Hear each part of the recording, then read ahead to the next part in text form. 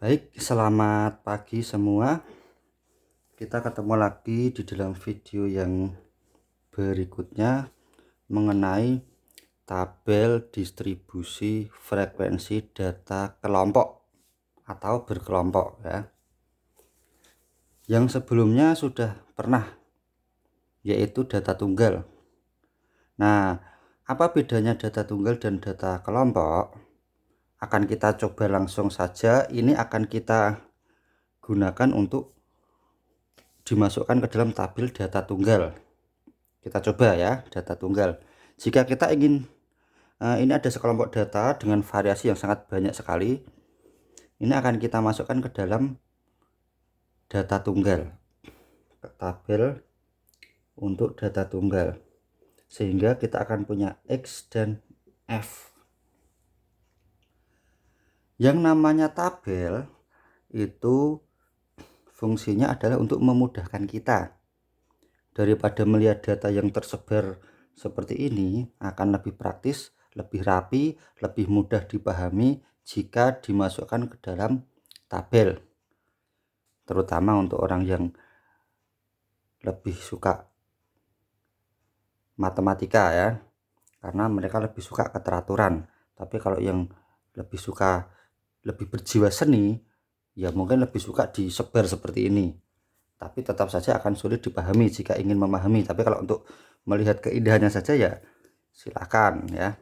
Ya, untuk bisa dipahami data ini akan kita masukkan, kita urutkan mulai dari yang terkecil.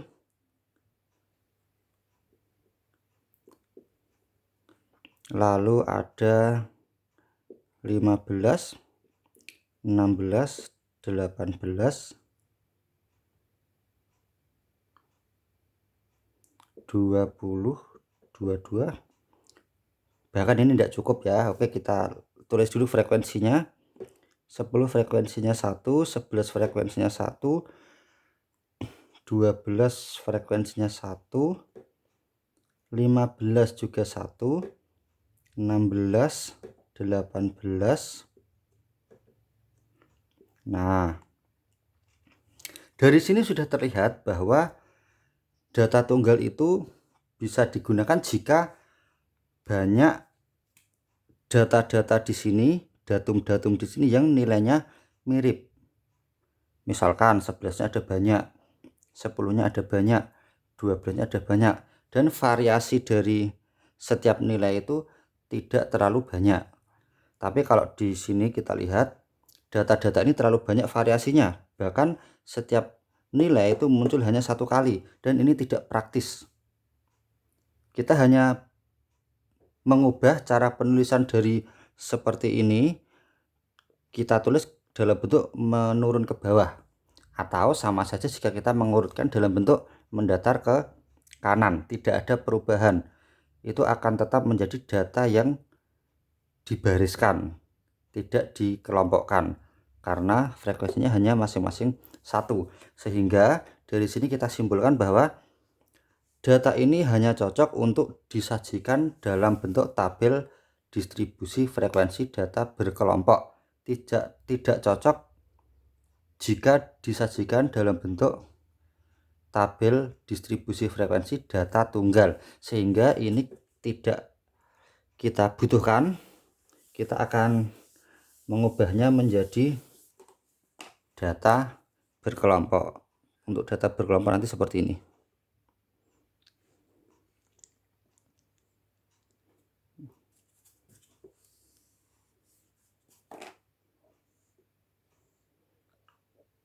Nah, kita butuh yang agak lebar. Ini adalah untuk kelas. Apa itu kelas? Nanti akan kita lihat ya. Ini untuk frekuensi. Nah, kelas itu nanti banyaknya selang-selang yang digunakan untuk mengelompokkan. Bagaimana menentukan banyaknya kelas? Nah, kita akan menentukan banyaknya kelas dengan rumus yang sering digunakan. Meskipun ini sebenarnya tidak harus seperti ini, tetapi banyak kelas kita singkat dengan BK ya. Banyak kelas itu 1 ditambah 3,3 log N, di mana N ini adalah banyaknya data. Kita punya berapa ini? 1 2 3 1 2 3 4 5 6. Kita punya 3 kali 6 18 ditambah 2 berarti ada 20. Jadi kita punya 1 ditambah 3,3 log 20. Nah, ini bisa kita hitung pakai kalkulator saja log 20. Karena poin utamanya kita tidak menghitung logaritma ya. Dengan singkat cerita, kita akan mendapatkan hasil 5,293 dan seterusnya. Kita bulatkan menjadi 6, kita bulatkan ke atas agar bisa menjangkau seluruh data ya. Jadi nanti 44-nya ini bisa masuk. Kalau kita bulatkan ke bawah, khawatirnya nanti data yang paling besar tidak punya tempat, tidak punya kelas. Nah, berarti nanti ini akan ada 6 kelas ya. 1 2 3 4 5 6. Nah, kelas-kelas ini panjangnya akan kita tentukan. Kita harus punya yang namanya jangkauan. Jangkauan itu J ya. X maksimal dikurangi X minimal. X maksimal itu 44, X minimalnya itu 10. 44 dikurangi 10 itu adalah 34. Nah, dimana nanti panjang kelas itu biasanya dinyatakan dalam I saja, kita ganti dengan I. 34 dibagi dengan 6. Di sini kita punya, ini lambangnya saya ralat ya. Di sini kita punya 5, dan kita naikkan, bulatkan ke atas menjadi 6. Nah, panjang kelasnya 6. 6 itu berarti di sini kita mulai dari yang paling kecil yaitu 10. 6 itu artinya 10, 11, 12, 13, 14, 15. 6 berarti sampai kepada 15. Ingat ya, 10-nya ikut dihitung. Jangan 10 ditambah 6. Kalau 10 ditambah 6 itu 16. Kalau 10-nya dihitung berarti kita kurangi 1. 10 tambah 5 jadi 15. Lalu untuk kelas berikutnya ini berarti kita tambah dengan 1. Ini 16. Kita hitung lagi seperti tadi. 16, 17, 18, 19, 20, 21. Atau ini kita tambah 5. Atau 15-nya kita tambah 6. Nah, seperti itu. Sehingga agar untuk memudahkan dan biar cepat, kita nggak usah ngitung pakai seperti tadi. Untuk setiap kelas kita cukup menambahkan saja ke bawah.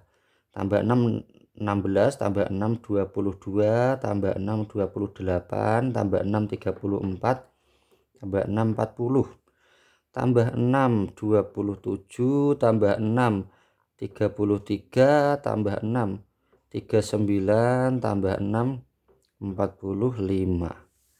Nah, setelah itu kita tinggal memasukkan ke dalam frekuensinya ini. Kita hitung ya. Ini sudah dapat 6 kelas, 1 2 3 4 5 6, minimal 10, maksimal 45. Dan 6 kelas ini menurut rekomendasi kita menggunakan rumus ya. Tapi kalau tidak, kita ingin memutuskan sendiri, Pak saya pengen 6, saya pengen 7, saya pengen 5, itu juga boleh, asalkan proporsionalnya diperhatikan. Jadi tabel ini tetap bisa dibaca untuk memudahkan, jangan malah tambah rumit. Membaca tabel harus lebih mudah daripada membaca data yang dibariskan ya. Yuk kita masukkan sekarang nilai yang antara 10, dari 10 sampai dengan 5, berarti saya punya 1 2 3 4. Sudah ya, sudah ada 4. Lalu yang antara dari 16 sampai dengan 21, 1 2 3 kita punya 3, 22 sampai dengan 25, 1, 2, hanya 2, 28 sampai dengan 33, 1, 2, 3, 4, 5, 6, ada 6, 34 sampai dengan 39, ada 3, ini ada 2. Ini jumlahnya harus 20 ya. Kita coba 4, 3, 7, 9, 15, 20. Nah, inilah yang namanya tabel distribusi frekuensi data berkelompok. Akan tampak lebih mudah dengan menggunakan tabel ini. Nah, lalu tabel ini punya komponen-komponen. Komponen-komponennya kita lihat. Yang pertama adalah kolom ini ya. Ini namanya batas bawah kelas. Ini namanya batas atas kelas. Batas bawah kelas kedua adalah 16. Batas atas kelas kelima 1, 2, 3, 4, 5 adalah 39. Batas bawah kelas ketiga adalah 22. Nah, seperti itu ya. Lalu di antara kelas pertama dan kelas kedua itu berselisih 1 ya. Di tengah-tengah 15 dan 16 itu ada nilai yang disebut dengan tepi. Tengah-tengahnya. Di sini juga. Nah, sama-sama 15,5 itu namanya tepi.